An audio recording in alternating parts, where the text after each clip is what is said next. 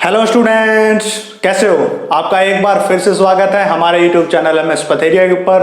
और आज जो हम टॉपिक डिस्कस करने वाले हैं, जैसे कि पिछले वाले टॉपिक बड़े इंपॉर्टेंट थे, आज वाले टॉपिक भी जो है बहुत ही इंपॉर्टेंट है। अब हमारे पास टॉपिक है जो इस यूनिट का लास्ट टॉपिक जो हम कंसीडर कर रहे हैं, लास्ट में पहुंच चुके हैं। इसके बाद इस यूनिट के न्यूमेरिकल की वीडियोज में डालूंगा, उनको भी देखते रहिएगा। देखिए, इसका जो सबसे लास्ट अब जो हमारा टॉपिक होगा वो होगा हमारे पास जो हम लोग टॉपिक पढ़ेंगे जूल्स।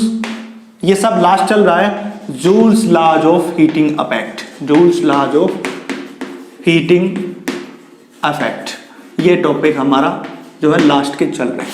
क्या क्या डिस्कस कर लिया? पोटेंशियोमीटर क्या होता है, पोटेंशियोमीटर की एप्लीकेशंस, जिसके अंदर पहला इंटरनल रेजिस्टेंस फाइंड आउट करना था ऑफ सेल, दूसरा compare the EMF of two sales.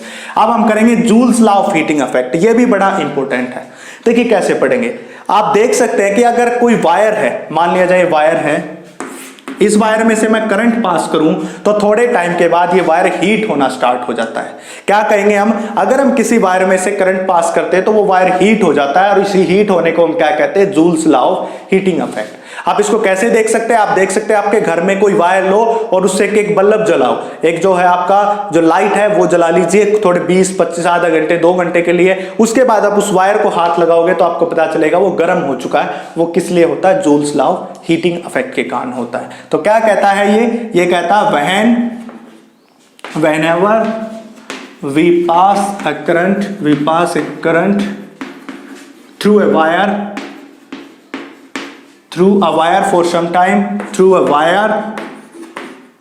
for some time, then wire start heating। तब जो वायर है वो कैसा होना स्टार्ट हो जाएगा? हीट होना स्टार्ट हो जाएगा, गर्म होना स्टार्ट हो जाएगा। उसी को कहते हैं joules law of heating effect. क्या कहा? जब हम किसी वायर में से करंट पास करते हैं तो वो वायर हीट होना स्टार्ट हो जाता है। इसी को हम क्या कहते हैं? Joules law of heating effect कहते हैं बच्चों। ठीक है, जैसे कि मैं इसको थोड़ा सा यहाँ पे डायग्रामेटिकली ऐसे मेंशन करके दिखा देता हूं। जैसे कि ये इसमें से करंट पास होगा तो ये क्या हो जाएगा? हीटिंग स्टार्ट हो जाएगी। हीटिंग क्या हो जाएगी? स्टार्ट। और इसके अंदर जो H होता है, H क्या होता है? हीट। कितनी हीट प्रोड्यूस हुई? ये H यहाँ पे क्या है? हीट है। कितनी प्रोड्यूस हुई? ये directly proportional to I square, directly proportional to R, और डायरेक्टली प्रोपोर्शनल टू क्या होता है? T होता है।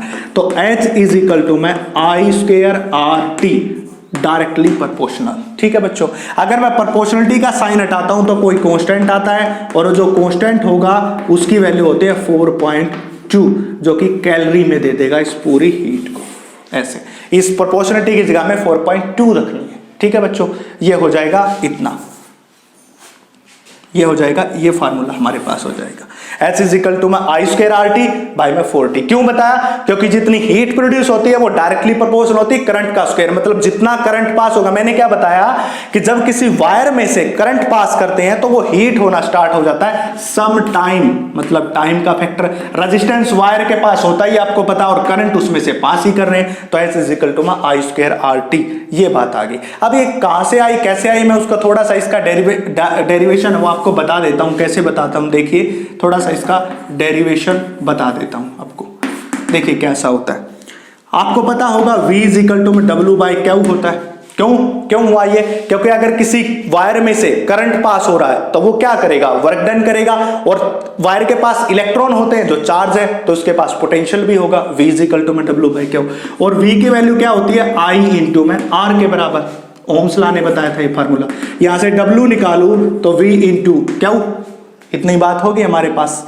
V इज इक्वल टू में W इज इक्वल टू में V इंटू में Q के बराबर हो गया। ठीक है बच्चों, अब V की वैल्यू मैं यहां पे पुट कर दूं I इंटू R, तो V is equal to I into R into में Q। ये बात आ गई। अब इसके बाद आपको ये मैं यहां पे ऐसा लगा देते हैं, ये I इज इक्वल टू में Q बाय में T। अगर मुझे Q निकालना है तो I इंटू T। ये बात भी आपको पता होगी। I इज इक्वल टू में Q बाई T, पहली डेफिनेशन यूनिट नंबर सेकंड, और Q निकाला I इंटू T, इसमें पुट कर देते हैं। तो W I इंटू R, और Q की वैल्यू I इंटू T। तो I इंटू I स्क्वायर, तो I square R T, equation number first. ये हमारे पास वर्क आ चुका है। जब किसी वायर में से हम पास करेंगे करंट तो वो वर्क करेगा। याद रखना बच्चों, आपको बताया अगर किसी वायर में से पहले ही अगर कोई चार्ज एक पॉइंट से दूसरे पॉइंट तक जाता है, मान लिया मैंने पहले क्या बताया था, ये चार्ज यहां से आया तो क्या करेगा, वर्क करेगा। और यहां पे कौन जा रहा है, इलेक्ट्रॉन, इस पॉइंट से इस पॉइंट, तो ये भी क्या करेगा, वर्क करेगा। उसका फार्मूला W/Q, W निकालेंगे V/Q, V की वैल्यू IR, Q की वैल्यू IT, सब पुट कर दिया। इसको समझ आ गया होगा, मैं इसको साफ कर दे रहा हूं। इसको साफ करके मैं बता रहा हूं, देखिए अब क्या होता है, डेरिवेशन में इसको बता रहा हूं वो कैसे आया, H = I²RT/4.2 कैसे आया। अब इसके बाद क्या होता है कि जो W होता है वो डायरेक्टली प्रोपोर्शनल टू होता है H के। किसके होता है, H के। अगर मैं ये प्रोपोर्शनलिटी का जितना वर्क होता है वो हीट ही तो होती है, ये भी एक एनर्जी की फॉर्म है। मैंने पहले ही बताया था कि एनर्जी को एक फॉर्म से दूसरी फॉर्म में कन्वर्ट कर सकते हैं, जैसे काइनेटिक एनर्जी को पोटेंशियल में, इसी प्रकार वर्क को किस में लेंगे, हीट में लेंगे। तो W प्रोपोर्शनलिटी कांस्टेंट हटाएंगे J × H, और J क्या होगा, जूल्स कोफिशिएंट, जूल्स कोफिशिएंट। यहाँ पे जूल क्या होता है, कोफिशिएंट होता है J।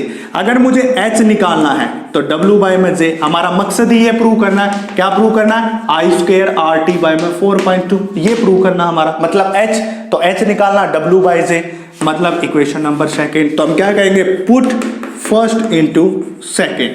अब इस पहले इक्वेशन को सेकंड में पुट कर दो, तो H = में W की वैल्यू कितनी हो जाएगी, I²R × T/J, और J की वैल्यू कितनी होती है, 4.2 बच्चों। J की वैल्यू कितनी, 4.2। तो H कितना आ जाएगा हमारे पास, I²R T/4.2।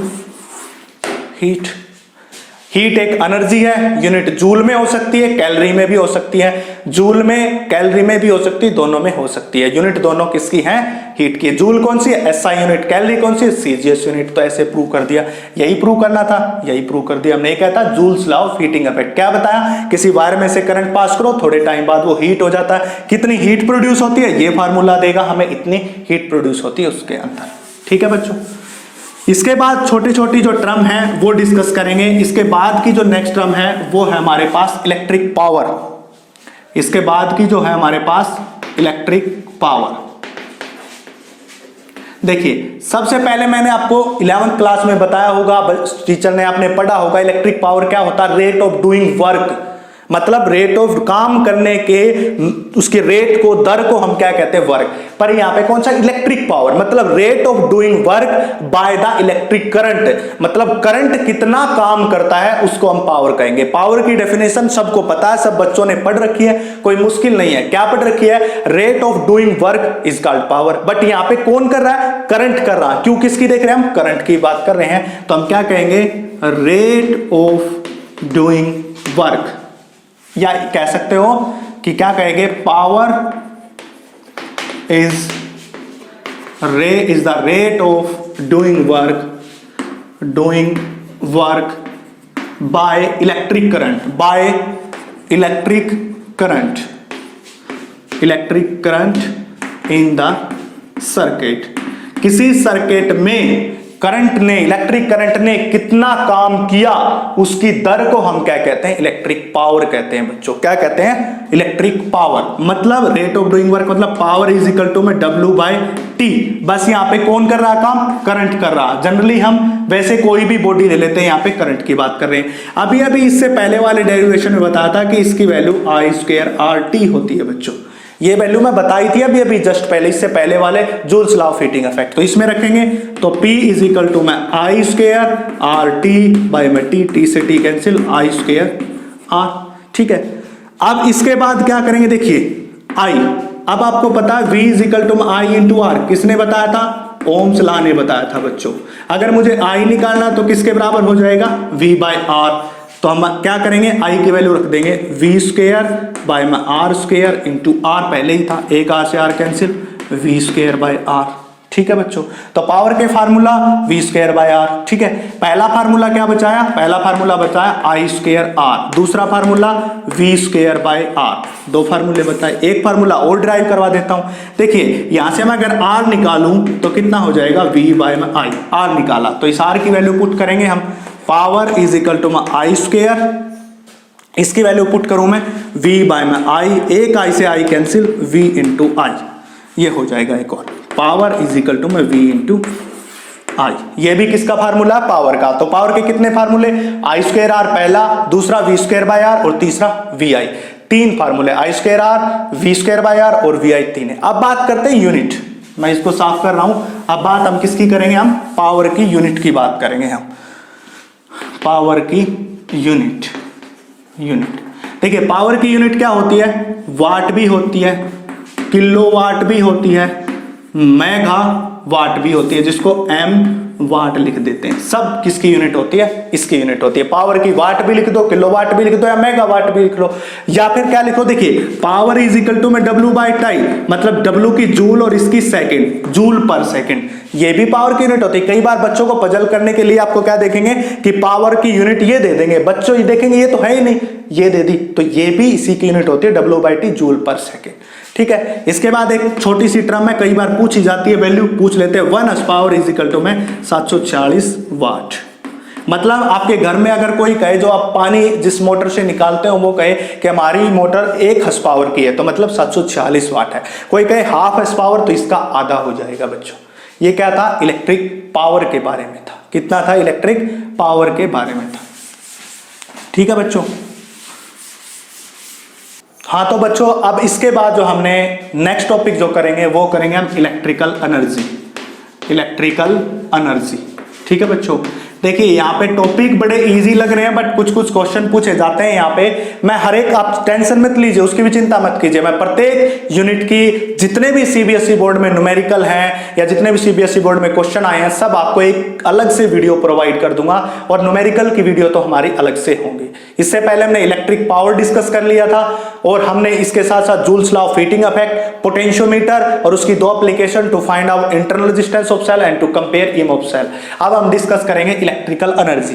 देखिए, एनर्जी एक वर्क ही होता है बच्चों, एनर्जी भी वर्क ही होता। पावर अलग होती है, एनर्जी वर्क होता, मतलब total amount of work done. ऐसे कह सकते हैं ना, total amount of work done in total amount of work done in electrical circuit by current। देखिए, करंट के द्वारा कितना उस इलेक्ट्रिकल सर्किट में वर्क किया गया, उसी को इलेक्ट्रिकल एनर्जी कहते हैं। मतलब कितना वर्क है, टोटल अमाउंट ऑफ वर्क। किसी भी सर्किट में करंट जितना वर्क करता है, उसी को हम उसकी एनर्जी कहते हैं। मान लो उसने 10 जूल वर्क किया तो एनर्जी भी 10 जूल, उसने 20 जूल वर्क किया तो एनर्जी भी 20 जूल हो जाएगी। इसी प्रकार इसको मैं ई से भी डिनोट कर देता हूं, या फिर डब्ल्यू से भी डिनोट कर देता हूं। अभी निकाली थी वैल्यू आई स्क्वायर आर टी, ये वैल्यू निकाली थी आई स्क्वायर आर टी डब्ल्यू की। एक फार्मूला और भी हो सकता है इसका, देखिए, V is equal to I into R. अगर मैं आई को निकालूं V बाय आर, ये बात किसने बताई? ओम्स लॉ ने। इसमें पुट करेंगे W या फिर E, मैं दोनों ही लिख रहा हूं। ठीक है, तो क्या हो जाएगा? आई स्क्वायर आर टी, मतलब ये वैल्यू रखी, आई की वैल्यू V स्क्वायर बाय में आर इंटू टी। आर से आर कैंसिल, मतलब V स्क्वायर इंटू टी, ये हो जाएगा। देखिए, आर से R cancel, V square into T के बराबर, ये भी हो जाएगा। दूसरी बात, अगर मैं यहां से आर की वैल्यू निकालूं इस आर की, तो क्या हो जाएगा? वी बाय में आई, तो मतलब ई इज इक्वल टू में डब्ल्यू, और इससे किसके बराबर हो जाएगी? आई स्क्वायर, और इसकी वैल्यू वी बाय में आई, एक आई से आई कैंसिल इंटू टी तो है, मतलब कितनी हो जाएगी हमारे पास? वी आई टी, ये भी। अब ये हो जाएगी वी आई टी, इतनी। अब इसकी यूनिट, अब ये होगी ना बात, हमने कुछ नहीं किया, बस ओम्स लॉ को कंपेयर किया। यहां से पहले आई की वैल्यू निकाल के रख दी, दूसरी बात जो हमने यहां पे रखी वो आर की रख दी, तो ये फार्मूला वी आई टी भी हो सकता, आई स्क्वायर आर टी, ये सब फार्मूले वर्क के हो सकते हैं, एनर्जी के हो सकते हैं बच्चों। इसके बाद हम बात करते हैं इसकी यूनिट की। इसकी जो यूनिट होती है वो होती है किलो वाट हावर। ठीक है बच्चों, देखिए, पावर इज इक्वल टू में डब्ल्यू बाई टी, यूनिट लगाने का आसान तरीका ये तो है। इसी को तो एनर्जी कहा है, ई को ही तो इसी का है, और ई निकालेंगे तो क्या हो जाएगा? Power into T. पावर की यूनिट वाट हो सकती है, किलोवाट हो सकती है, मेगावाट हो सकती है, तो पावर को किलोवाट और टाइम को हावर में रख दिया, तो 1 किलो वाट हावर, ये हो जाएगी। ठीक है बच्चों, समझ आया ना कैसे किया? Power is equal to W by T या ई बाई टी, ई निकाला तो पावर इंटू टी, पावर की यूनिट किलोवाट और उसकी हावर। और जो 1 किलोवाट जो होता है बच्चों, देखिए 1 किलोवाट, इसको चेंज करना बहुत जरूरी है। एक नंबर में क्वेश्चन पूछा जाता है बोर्ड एग्जाम में। 1 किलोवाट मतलब 1 को मैं कितना रख सकता हूं? 1000 वाट, यही कर सकता हूं ना, किलोवाट को चेंज करूंगा तो 1 किलो 1000, और हावर को कितना करूंगा, 1 आवर में 36 घंटे और 36 मिनट होती है। 1 आवर में कितने होते हैं, एक दिन में 36 घंटे, 1 घंटे में कितनी मिनट, 60 मिनट, और 1 मिनट में कितनी सेकंड, 60 सेकंड। तो ये कितना, 1 2 3 4 5 10 to the power 5 और 6 6 दा 36। सब देखिए मैंने सभी जीरो को एक साथ कर दिया, 1 0 ये 1 0 ये 3 0 ये 5 0 लगा दी बच्चों, और 6 6 दा 36। अगर मैं इसको ऐसे लिख सकता हूं 3.6 multiplied by 10 to the power 6, ऐसा कर सकता हूं। कई बच्चों को समझ नहीं आऊंगा जो बायो से, इसको मैं ऐसे कैसे लिखा, मैं ये बता रहा हूं ये कैसे किया। मैं इस पूरी इक्वेशन को 10 से मल्टीप्लाई कर दूं और 10 से डिवाइड कर दूं, 10 to the power 1 ही तो होगी, 5 ये रहा 1 ये रहा 6, 10 to the power 6। इसको डिवाइड करूंगा इससे तो कितना आएगा, 3.6 आएगा, ये तो आपको पता ही होगा। तो इतना हमारे पास हो जाएगा, ये इतना जूल लिख सकते हो। तो 1 kilowatt hour is equal to 3.6 into 10 to the power 6 joule. ये बात आपको पता होनी चाहिए, ये बात मैंने आपको बता दी है कि कितने जूल के बराबर होता है। ठीक है बच्चों, तो कौन कौन से टॉपिक पढ़े हमने अब तक, जो हमने टॉपिक पढ़ चुके हैं वो मैं उनके बारे में आपको बता रहा हूं, वो टॉपिक कौन कौन से हैं। देखिए बच्चों, हमने जो टॉपिक पढ़े हैं, जो कुछ एक आध टॉपिक रह गया मेरे से एस्केप हो गया, मैं अलग से वीडियो बना के उसमें आपको बता दूंगा। यहाँ पे टॉपिक पोटेंशियोमीटर क्या होता है, उसकी 2 एप्लीकेशन बता दी। इसके बाद हमारा topic joules law of heating effect आया, फिर पावर का आया इलेक्ट्रिक, फिर इलेक्ट्रिकल एनर्जी का आया। अब लास्ट में जो हम देखते हैं फॉर्मूला चार्ट, वो देख ही लेते हैं। सबसे पहले हमारा फॉर्मूले में सबसे पहला फॉर्मूला कौन सा था, पोटेंशियल ग्रेडियंट, जो कि पोटेंशियल के चैप्टर में था, K is equal to V by L, V potential, L length, इसकी यूनिट क्या, पोटेंशियल जो होता है उसकी यूनिट क्या होती है, वोल्ट होती है बच्चों, आपको पता है। और बाय में क्या हो जाएगा, मीटर, वोल्ट पर मीटर। आपको पता है पोटेंशियल की यूनिट वोल्ट होती है और लेंथ की मीटर, ये बता चुका हूं मैं फर्स्ट यूनिट में, नहीं पता वो बच्चा जाके देख ले। ठीक है, पहला। इसके बाद दूसरा फार्मूला देखेंगे हम। दूसरा formula internal resistance find out किया था हमने, वो कितना था, L1 माइनस L2 इंटू में R बाय में L1, ये किया था। ये था L1 minus L2 into R bye L1। इसकी यूनिट ओम हो जाएगी, क्योंकि इंटरनल रेजिस्टेंस है उसकी यूनिट हमेशा ओम ही होती है। इसके बाद हम बात करेंगे थर्ड, कंपेयर किया था E1 बाय में E2, दो को L1 बाय में L2, नो यूनिट, EMF है EMF है, इसकी भी वोल्ट होगी, इसकी volt cancel, L1 L2 metre cancel, no unit, कोई यूनिट नहीं होगी। ये फार्मूला होगा। इसके बाद जो नेक्स्ट फार्मूला हमारे पास आया, नेक्स्ट जो फार्मूला हम लेंगे और यहाँ पे यूनिट लेंगे हम, ये फार्मूला कौन सा हो जाएगा, फार्मूला नंबर 4। फार्मूला नंबर 4 में हमने क्या किया था, इलेक्ट्रिकल एनर्जी की थी, और electrical energy electric Joule's law of heating effect, S is equal to I square RT by 4.2 थी। यूनिट कितनी होती है, जूल होती हैं इसकी। ठीक है बच्चों, इसके बाद हमने कौन सा बात किया था, पांचवा फार्मूला इलेक्ट्रिकल पावर का फार्मूला हमने V इंटू आई भी किया था। ये फार्मूला क्या था, पावर की यूनिट बताई थी, वाट, किलोवाट और मेगावाट।